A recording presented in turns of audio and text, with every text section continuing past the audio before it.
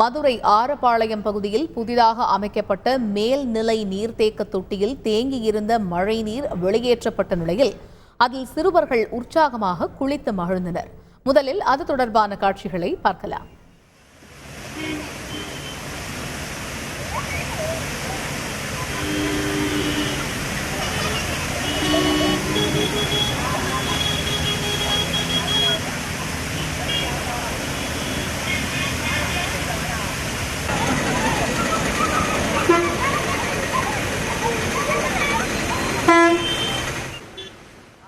இது குறித்த தகவல்களை செய்தியாளர் ஜெகநாத்திடம் கேட்போம். முழு விவரங்கள் என்ன ஜெகநாத்?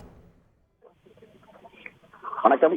முல்லை பெரியாறு கூட்டு குடிநீர் திட்டத்திற்காக மதுரை மாநகராட்சி முழுவதும் தண்ணீர்கள் 24 மணி நேரம் செயல்படுத்துவதற்காக பெரிய பெரிய ராட்சச தொட்டிகள் அமைக்கப்பட்டிருக்கிறது. மதுரை மாநகர் முழுவதும் பார்த்தீங்கன்னா 60க்கும் மேற்பட்ட தொட்டிகள் அமைக்கப்பட்டிருக்கிறது.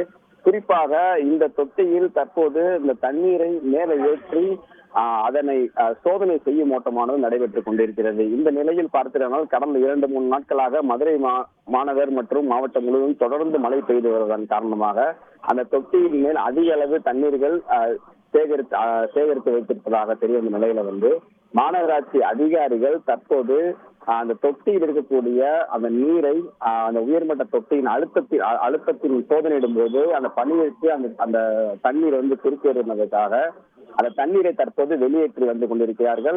தண்ணீரை வெளியேற்றும் போது சாதாரணமாக கீழே இறங்கிவிட்டால் அந்த தண்ணீர் அங்கு தேங்கக்கூடிய சூழலை உருவாகும் என்பதற்காக அருகே இருக்கக்கூடிய அந்த வைகை ஆற்று பக்கம் திசை திருப்பதற்காக தண்ணீரை திறப்பி இருக்கிறார்கள்.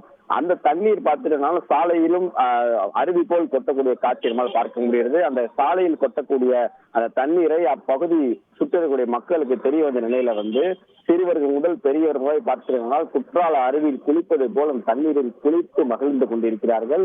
அது மட்டும் இல்லாமல் ஒரு சில வாகன ஓட்டைகள் கார் மற்றும் இருசக்கர வாகனங்களை அந்த பகுதியில் நிறுத்திவிட்டு அந்த வாகனத்தை கழுவும் செய்ய தொடங்கிவிட்டார்கள் என்பது குறிப்பிடத்தக்கது. மேலும் எதற்காக அந்த தண்ணீரை வெளியே திறந்து விட்டிருக்கிறார்கள் என்பது குறித்து மாநகராட்சி விரிவாக அறிக்கைகள் வெளியிடப்படும் என்று மாநகராட்சி அதிகாரி சார்பாக தெரியப்படுத்தியிருக்கிறார்கள்.